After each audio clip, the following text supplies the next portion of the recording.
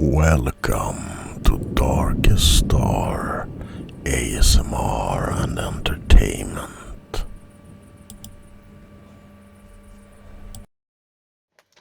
Hi guys, it's showtime! Today's video is going to be a double review video. I was going to film a roleplay, but I haven't gotten much sleep for a couple of days. I have been busy up doing things, so I will have to film the role plays later.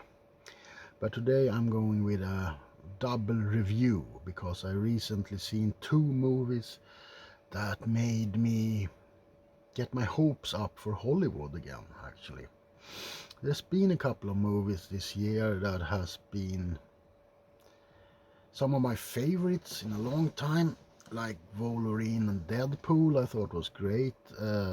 I liked Alien Romulus, thought that was good, but as the title suggests or shows you, it's going to be about Beetlejuice and the Substance. Now, I'm going to start with Beetlejuice. It's directed again by Tim Burton. It stars Catherine O'Hara, Jenny Ortega, Winona Ryder,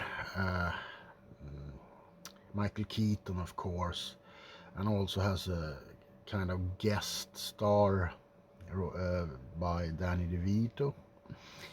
And was this movie needed? Maybe not. Was it fun?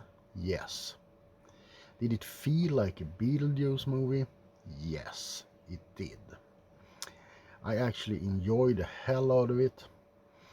The first 20 or 30 minutes I was kind of like, this doesn't really work. I wasn't really that entertained in the first 20 or 30 minutes, but when the pacing became faster and the jokes were more, there wasn't that far between, you know, I was right back in that old Beetlejuice feeling. I really loved it. Danny Elfman's music, you know, more bombastic than ever. Michael Keaton is of course awesome as the ghost with the most, Beetlejuice himself. Catherine O'Hara was funny as hell. I think everyone did an amazing job at bringing Beetlejuice to life. I love Jenny Ortega. I loved her in Wednesday, and she plays, I was afraid she was going to play Wednesday again, and kind of does, but not as dark as Wednesday. Anyway, the plot of the movie is, of course, it centers around the Dietz family. Charles, the father, Winona Ryder's dad, dies. As you know, he was played by this dude who played in Ferry Bueller's Day Off and in Howard the Duck, Jeffrey Jones. And it came out that he was kind of like not a good man. So he's not in the movie in person, but they make a kind of a joke about him where he's cut in half, so you don't see the... Anyway, he is dead, and the Dietzes gather together for his funeral, and soon Beetlejuice is on the loose, and he's haunted, or hunted should I say, by his old wife, who is a soul-sucking demon. There's a lot of story in this movie, almost a little bit too much, so when everything resolves it feels like abrupt. I think it would have benefited from having less plots and just kind of focused on one, maybe Jenny Ortega's character. But I would give Beetlejuice a strong 3.5 out of 5. It's a really good, funny movie, and if you like Beetlejuice, you feel right at home.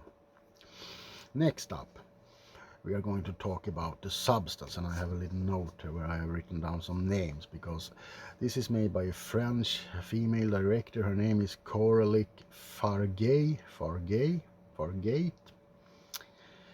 So I have a, sorry, I probably butchered that name. And it stars Margaret Qualley, Dennis Quaid, and of course Demi Moore. And this is Fargate. Second movie. She made another movie called Revenge, which is kind of like a female The Crow. Anyway, The Substance deals with Demi Moore. She's an aging, kind of has this fitness program on TV. She was a Hollywood star, and she has a Walk of Fame star. The movie starts by showing that one. We actually see it being laid, and then we see it gradually like fading. And Demi Moore is getting older, and she gets fired from her job because she's old, and it's this like fitness program, and her boss is played by Dennis Quaid, and he's so nasty and disgusting, anyway. She gets distracted on her way home from being fired, and she has an accident, ends up in a hospital.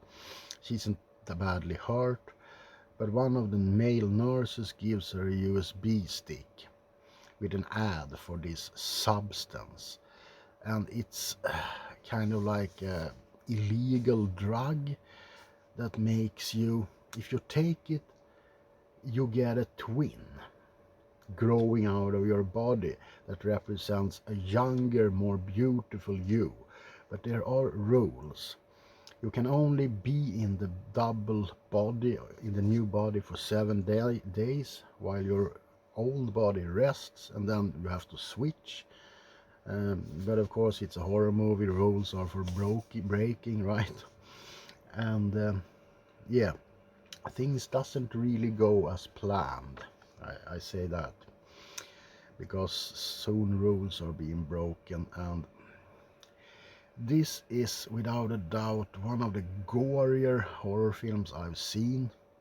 It's a full-on body horror, let me just say that.